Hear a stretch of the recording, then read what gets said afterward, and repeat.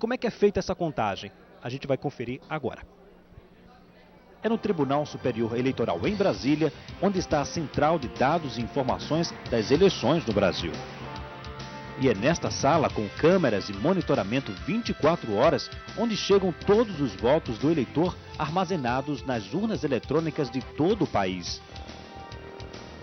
Nós temos vários computadores no Tribunal Superior Eleitoral que estão dentro de uma sala cofre, com todos os seus requisitos de segurança. Então está bastante protegido. Inclusive de uma forma também lógica, dentro da nossa rede de comunicação de dados, que é desvinculada já na véspera da eleição da internet. Ou seja, todos os dispositivos de segurança são implementados para garantir que a totalização dos resultados não venha a sofrer nenhuma interferência. A contagem ou processamento dos votos é feita da seguinte maneira: os tribunais regionais eleitorais, os conhecidos TREs, são responsáveis pela totalização de votos para deputados estadual e federal, senador e governador. A contagem dos votos nos TREs acontece a partir das 5 horas da tarde, na maioria dos estados, momento em que o Tribunal Superior Eleitoral em Brasília começa a receber de todos os estados dados com os votos dos eleitores para presidente. Neste ano, o Tribunal Superior Eleitoral investiu em mais tecnologia, visando a segurança e a agilidade na hora da contagem e na divulgação dos votos. A identificação biométrica do eleitor veio para melhorar ou aprimorar o processo de identificação do eleitor na sessão eleitoral. Hoje o processo é automatizado, mas dentro desse processo automatizado nós identificamos um pequeno procedimento que ainda há intervenção humana, onde o eleitor apresenta o seu documento na sessão eleitoral, o mesário recebe aquele documento, digita e habilita o eleitor para votar. Então há aí uma possibilidade de uma pessoa se passar por outra, se não houver uma fiscalização efetiva daqueles que estão na sessão eleitoral. A identificação biométrica veio justamente para eliminar essa possibilidade. O eleitor apresenta a sua digital, o software analisa as minúcias dessa digital e verifica com o banco de dados que está na urna eletrônica. Havendo a coincidência, a urna automaticamente é liberada para que ele vote, sem a intervenção do mesário. E isso nós eliminamos totalmente a possibilidade de uma pessoa se passar por outra. A transmissão via satélite é um outro recurso bastante interessante que nós adotamos na eleição, principalmente nas localidades remotas, nas localidades de difícil acesso. A urna funciona na bateria, porque ela consegue funcionar também sem energia elétrica, e ao lado dessa urna, quando se finaliza a votação, nós temos uma estação móvel via satélite que transmite imediatamente o resultado daquela urna por meio de satélite para a totalização. Agora, eleitor, é com você. Escolha bem os seus candidatos e compareça até às 5 horas da tarde à sua zona eleitoral, levando um documento com foto. Bem, já passa das 5 horas, né? Na verdade, a matéria se referiu a outros estados, a 6 estados que ainda continuam em processo de votação. A gente continua esperando aqui o início da coletiva. Enquanto isso, a gente volta aos estúdios da Nova Nordeste, em Olinda, Pernambuco.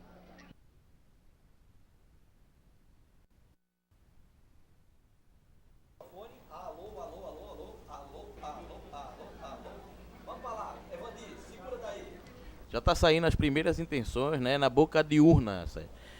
Sérgio Cabral é reeleito governador do Rio, diz boca de urna. Sérgio Cabral, do PMDB, foi reeleito governador de Pernambuco. Não, está errado aqui. Com 65% dos votos, segundo pesquisa de boca de urna do Ibope. A margem de erro é de 3%. E segundo Fernando Gabeira, do PV, com 20%. Já sai a primeira intenção de boca de urna, dessa vez no Rio de Janeiro, apesar que passou do bloco aqui errado, botaram Pernambuco. Ó.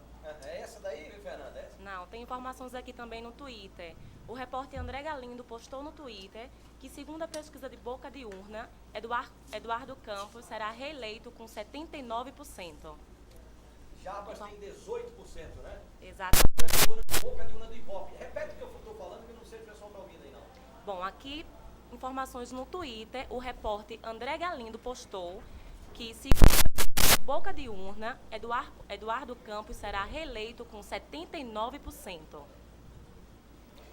Boca de urna de Minas Gerais, Antônio Anastácia do PSDB com 57% eleito, e Hélio Costa do PMDB com 40%, pesquisa de boca de urna de Minas Gerais. E complementando ali contra 18% de Jarbas, a fonte do Ibope da boca de urna aqui de Pernambuco, 79% de Eduardo, contra 18% de Jarbas. 66% da boca de urna do Rio de Janeiro, que já foi falado, Sérgio Cabral eleito, e começa a apuração aí em 11 estados já aqui no Brasil. Também no JC Online, o que Rafael acabou de comunicar, que Eduardo deverá ser eleito pela boca de urna com 79%. A votação expressiva, bastante expressiva, né? Aqui fala também de Hélio Costa, do PMDB. Outra boca de urna? Outra boca de urna pelo Twitter, que também será eleito governador de Minas Gerais, segunda boca de urna. O quê? Hélio Costa? Tá trocou, não? O ex-ministro da Aqui comunicação. no Twitter, segundo o repórter André Galino, em Ibope, eleito governador de Minas Gerais, boca de urna. Fonte do G1, Minas Gerais, boca de urna, votos válidos 57%, Antônio Anastácio do PSDB. É Anastasia. Aqui tá constando no Anastasia, Twitter. perdão. Isso aí, qual é a fonte aí? É do G1. G1. Agora de... Qual é a tua fonte lá? Twitter. Twitter. É a rede social Twitter, que está sendo postada aqui as atualizações do boca de urna. Mas não tem dizendo qual é a fonte, não? A fonte, qual é a pesquisa? O André Galindo, o repórter André Galindo, postou as outras fontes, mas essa foi sem fonte. Essa foi sem fonte. É. Bom, tá ouvindo agora? Chegou? Chegou? Então, vamos apresentar aqui os nossos convidados para o nosso debate agora. Né? Deixa eu apresentar para vocês os nossos convidados deste momento. Né? Estão conosco aqui no estúdio para essa rodada de debates o doutor Gilson Braga, Gilson Braga, Conselho da Criança e do Adolescente aqui de Olinda, é o Condaco, né?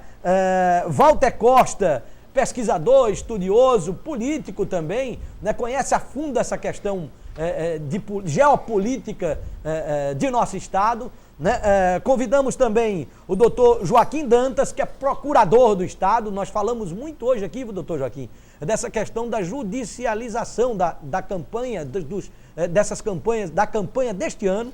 Né? O professor Jorge Emílio, que é economista, né, que foi para as ruas. O que nós vamos falar agora? Nós vamos falar agora do seguinte, né? Pelo que você viu nas ruas, né? O resultado que está sendo posto aí pelas bocas de urna refletem o sentimento do eleitor. O eleitor votou conscientemente, né? Boa noite, já passamos... ainda não é boa noite, é boa tarde ainda. Né? Professor Jorge Emílio. Bom, boa tarde, Pedro Paulo, boa tarde, companheiros de bancada, boa tarde, eleitores, boa tarde, telespectadores da TV Nova Nordeste. Bom, eu acho que essas pesquisas de boca de urna, a uma altura dessa do campeonato, isso já está fora completamente do contexto. Nós já estamos quase já na apuração propriamente dita. Daqui é uma Eu não vi questão ninguém divulgar pesquisa de boca de urna para presidente ainda, né? Então, na verdade, a pesquisa de boca de urna, ela funciona bem assim, como Porque não pode. no começo do processo eleitoral, da votação. Mas depois, uma altura dessa do campeonato, quer dizer, eu acho que já está superado. Agora são os resultados. Como se diz, tem um velho clichê da política e eleitoral que diz que mineração e resultado da eleição só depois da apuração. Então, agora nós já estamos nessa fase agora. Então, qualquer afirmação dessa já se torna fora de contexto. Professor Walter Costa, pode falar. Boa tarde, telespectadores, eleitores, companheiros de jornada. É com imensa satisfação que estamos aqui para repercutirmos as eleições em Pernambuco, por onde andamos, assim, corroborando com o professor Jorge Emílio, de que eleição e mineração só depois da apuração. Isso aí era uma frase dita muitas vezes pelo velho Tancredo Neves, de quem aprendemos algumas lições de que eleição é uma questão assim, a festa da verdadeira democracia. E essa eleição tem uma particularidade grande. Vamos ter, depois de 5 eleições, a falta do presidente Lula, que não vai ver ou que não viu o seu retrato na urna. Então vai deixar aí essa questão. E cada eleição tem uma história. E essas histórias estão aí. Essas pesquisas, ela, em determinados momentos, ela tem sido danosas para a democracia. Isso está acontecendo por conta de um vácuo que existe na nossa legislação, e espero que esse novo Congresso, ao assumir as suas funções, eles realmente cumpram o papel do legislador, é fazer as leis e fazer as reformas que o país precisa. O presidente Lula teve uma participação muito grande nesse país, quando deu a condição da sociedade se desenvolver, a esperança. O Brasil hoje é uma potência emergencial, concreta, onde as pessoas acreditam na sua substância, na sua sustentação econômica. O Brasil hoje tem tido isso. Agora, precisamos, a reboque disso, continuar essas reformas, que são a base para que consolide de uma vez por toda a nossa situação. Então, é preciso fazer a reforma política, a reforma tributária e a reforma trabalhista. E isso é papel do Congresso, não é papel do Judiciário. Judicializou-se muito essas eleições e a prova está aí. Não há consenso nos tribunais, porque esses tribunais, a forma de que eles estão formados não é uma forma que deva ser o fruto do conceito da sociedade. Uhum. Olha, nós vamos voltar aqui, inclusive com as demais opiniões, mas vamos agora para o Tribunal Regional Eleitoral. Vai começar a coletiva aí, né, Alexandre Farias? Exatamente, Pedro. Nesse instante, o presidente do TRE, o Roberto Ferreira Lins, abre a sessão de encerramento. Tem um repórter da Folha aí batendo uma fotografia bem na frente da câmera. É verdade. Joga um papelzinho na cabeça dele, gente, para ele sentar. Vamos ver. Ô, Zé da Folha, o presidente do TRE, eu. nesse instante, registra o horário e começa. Vamos lá. O total de ocorrências chegaram a 338.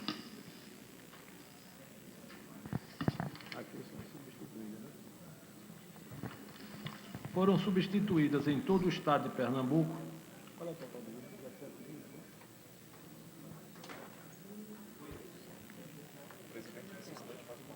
Bem, foram substituídas 103 urnas de um total de 18.117, hein? 717. Então, os jornalistas que quiser, 17.817, fazer o percentual, eu acho que isso vai na casa de 0,00 alguma coisa.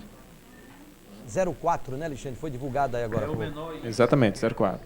Registrado durante todo o período em que há votação eletrônica. Não houve em nenhuma dessas 103 urnas substituídas e em nenhuma das 17.817, 18.000, é 18.800. É que São muitos números, não é, muitos Pedro números. Eu ia Paulo? falar exatamente